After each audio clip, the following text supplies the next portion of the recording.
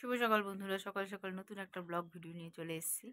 দেখতে পাচ্ছ মশারি টাঙানোই রয়েছে আর ভেতরে ছেলে শুয়ে রয়েছে। তো এখনও সকাল হয়নি, সেই 3:30টার সময় উঠেছি। যে শিবরাত্রি, তো সঙ্গে থাকো আর দেখতে থাকো।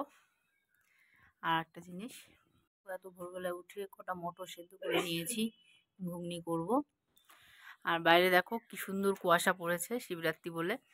বাইরে পরিবেশটা কত সুন্দর আর ঠান্ডা ঠান্ডা লাগছে। চারিদিক নিস্তব্ধ, আর এখানে দাঁড়িয়ে দাঁড়িয়ে হ্যাচ্চা হ্যাচ্চা দিচ্ছে। তো চলো সঙ্গে থাকো, আজ সারাদিন তোমাদের নিয়েই কাটাবো। তো বন্ধুরা দেখো, বাড়ির থেকে বেরিয়ে পড়েছিলাম, মনে ছিল না ভিডিও করতে। তো বেথুয়া স্টেশন নয়, এটা হচ্ছে দেবগ্রাম স্টেশনে বসে আছি। তো একটা কাজে এসেছিলাম, তো কাজটা হয়ে যাওয়ার পরে বাসে এসেছিলাম, ট্রেনে যাব। তো এই দেখো আমরা 3জনই আছি, তো দাঁড়িয়ে আছি, ট্রেন আসতে অনেক লেট। তো ভাবলাম ছোট্ট করে একটু স্টেশনটা ঘুরিয়ে ঘুরিয়ে দেখাই তোমাদের।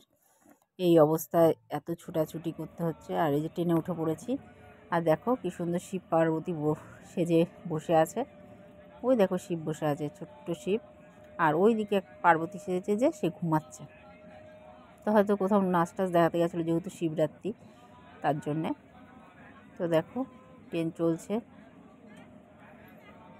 তো ট্রেনে করে আসছি, একটা স্টেশন মাত্র মাঝখানে, তারপরে আমাদের বেথুয়া। তো এখানে 3জনে দাঁড়িয়ে আছি, বসার জায়গা নেই, দাঁড়িয়ে দাঁড়িয়ে আসতে হয়েছে। তারপরে বাড়িতে এসেছি, বাড়িতে এসে এতটাই অসুস্থ হয়ে গেছিলাম। শিব পুজো করেছি 3জনেই, কিন্তু দেখাতে মনে নেই।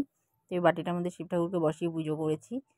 তারপরে প্রসাদ বানিয়ে, সেই প্রসাদ মেখে, এই যে সাবু, এখানে ফল মিষ্টি রয়েছে, দই রয়েছে, দুধ আছে, তো এগুলি খাওয়া দাওয়া করেছি। আর ওইদিকে ছেলে তেলামি করে ঘুগনি মুড়ি খাচ্ছে। তো আমরা স্বামী স্ত্রী এগুলি খেলাম, খেয়ে দিয়ে শুয়ে পড়েছি। তো শুভ রাত্রি, শুভ শিবরাত্রি।